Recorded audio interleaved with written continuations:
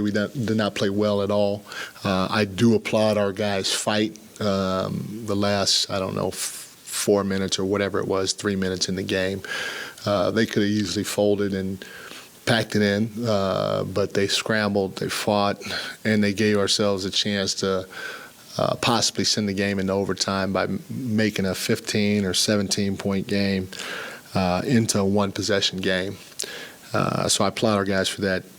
Other than that, there wasn't much good in the first half. Obviously, we couldn't do anything with TJ. TJ blew by us, play after play after play for a layup in the first half, or assist, but mainly he scored in the first half. He ended the game with 20 and 10, so you on 9 for 14 from the field. So you give a guy like that a lot of credit for coming in here and giving them belief to start the game, because that's what he did. Also, the young fella, Jalen Smith, he just rim ran whenever we had a mismatch, and he sat down in the paint. And we did not do a good job of fighting him at all. They threw it directly to him, and he either scored it or he got fouled. But he was 6 for 7 from the floor. 5 of those were rim runs, just sitting down and bullying whoever was guarding him.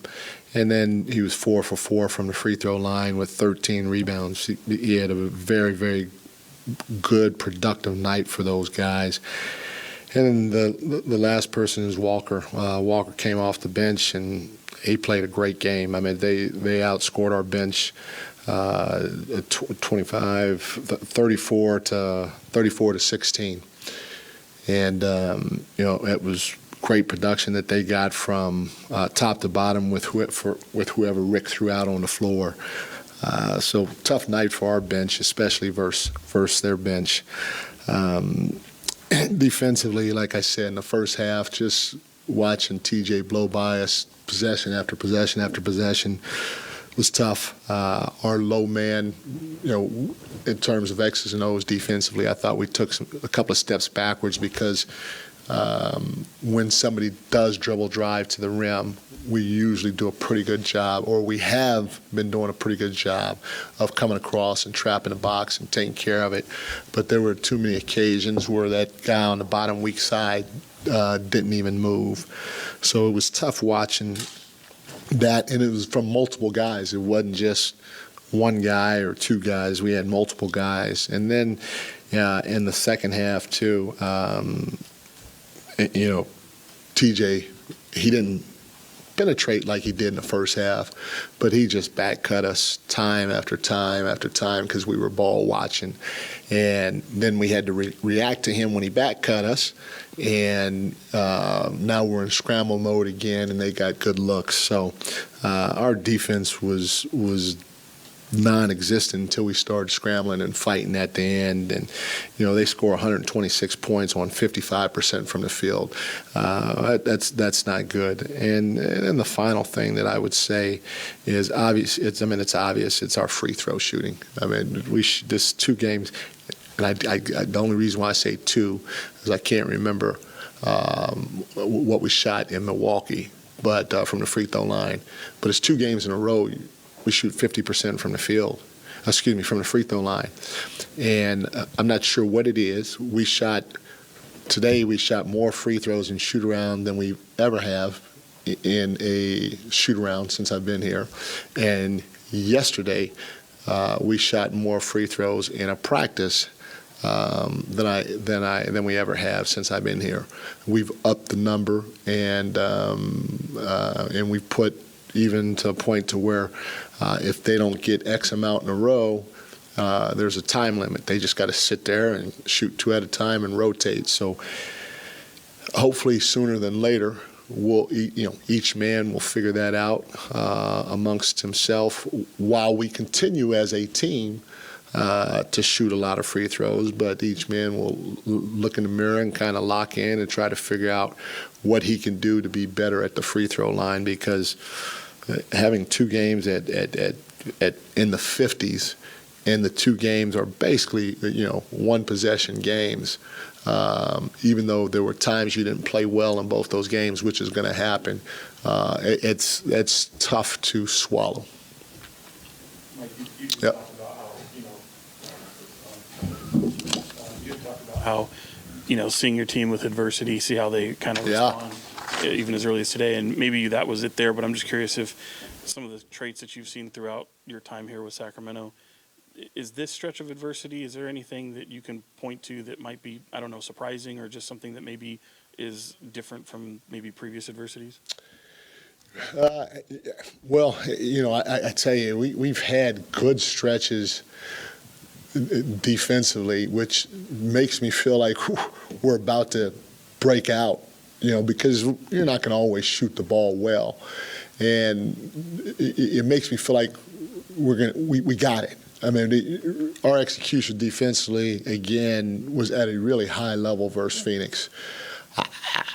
I was disappointed in a lot of things with that game down the stretch, but, man, I walked away from that saying, well, okay, if we can get this type of effort and focus and commitment on that end of the floor, we're going to give ourselves a chance, because we have been playing well offensively. And I always felt that whether our offense was here or it wasn't good, I always feel like that's going to come back. So, the defensive end of the floor, the inconsistencies, that has been, for me, pretty alarming. And the free throws, the free throws, not just tonight, not just in the last game, but the reality of it is all season. We're 30th in the NBA from the free throw line, and I feel like we have good shooters. I really do. And I'm just, it baffles me a little bit that we shoot the way we shoot from the field and from the three, but then we shoot the way we shoot from the free throw line. So I think probably those two things, probably with the free throw, our free throw percentage being the most alarming, and then second is the inconsistencies that we're getting on the defense end of the floor. Because like I said, 55% and 126 points, that's not good. Mike, when you look at Kevin tonight, career high 31 points, maybe that's the only bright spot you can see on this for the game tonight. Just how nice is it to kind of see him get back into rhythm and be the star that you guys thought he was at the beginning of the year? No, it's great. Kev, like I said, that the game that we got beat pretty good by New Orleans, when we kept him in at the end and gave him extended minutes, to see him, like he had a pop to him or some bounce to him. And so to watch that, for me, I was like, okay, I think he's ready to go. And from that point, he's done this, and which is exciting. It's exciting, and you're happy for him and for us. But it's tough to enjoy that when you lose the game the way we lost it. Because some guys had great numbers, some guys played well offensively, but obviously a game of basketball, you got to figure out a way to get it done on both sides of the ball, and we didn't do a good job with it defensively tonight. Mike, back to the topic of adversity. A lot has been made about leadership, what you're saying, what Fox is saying, Sabonis is saying, or whatever. But what does each individual player, going back to the time of the championship teams and high-quality teams you've been on, what does each individual player have to do themselves to work through this adversity and these stretches of the season that are going to happen? Well, the first thing is, a loss like this, it should sting, and you should let it bother you. But having said that, because of the amount of games that you have to play through the course of the season, you got to figure out, okay, I let it sting for a few hours or whatever it is. Now I got to figure out how I can get better. What did I do wrong tonight? What have I been doing wrong overall? Not only that, what have we as a team been doing that's not good enough to help us win games right now? Or what can we do better as a team to help us win games right now? And so your outlook has to go from, okay, I'm taking the hit, I'm feeling it, now it's time to fight. And it's time to fight while getting better. It's time to fight in practice in terms of locking in, because we're not going to have any contact at this point in the year except for our low-minute guys. And then it's definitely time to fight come game time. I know that we can be a better defensive team than what we are, so it has to start there, because at the end of the day, like I said, we're going to figure out a way to score. We just got to figure out a way to slow some of these teams down.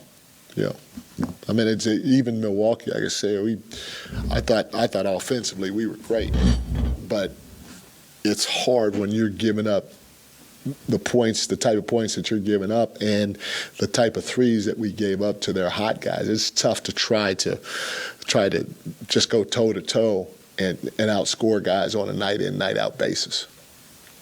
When it comes to TJ and those like baseline Nash dribble drives, what's the ideal defensive coverage there? Well, first thing is you want to space him a little bit, and you want to live with his jumper. That's what we told our guys: live with his jumper and contest late. We don't want to give up blow-bys. And in the first half, he just put his head down. We tried to press up on him. He drove right by us, and then we relaxed when because he goes behind the basket, and so you think that, okay, well, he's not. You tend to think that he's not going to score, but he's been playing this way his whole life. And so if you relax instead of continuing to try to body him along the baseline and not let him step back from underneath the basket to shoot a reverse layup, he's going to score it. He's used to doing that. So we got to do a better job of containing the dribble drive first of all.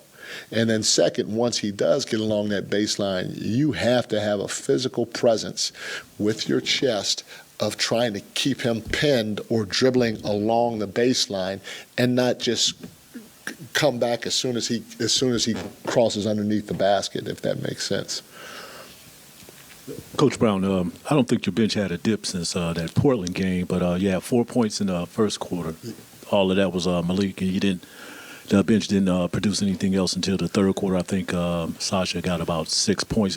What's your analysis of you had a total of 16 points coming from the bench? Just want to get your thoughts of your bench play tonight and not getting that many points from them. Yeah, I mean, in terms of offensively, we didn't get a lot from our bench, but the reality of it is, again, we score 121 points. We shoot 52% from the field, basically 40% from the 3-point line, in a 48-minute game, a regulation game. That you think should be enough, especially when you get 32 free throws, right? Off night for our bench, but we still, in my opinion, scored enough and had a chance to score enough from the free throw line.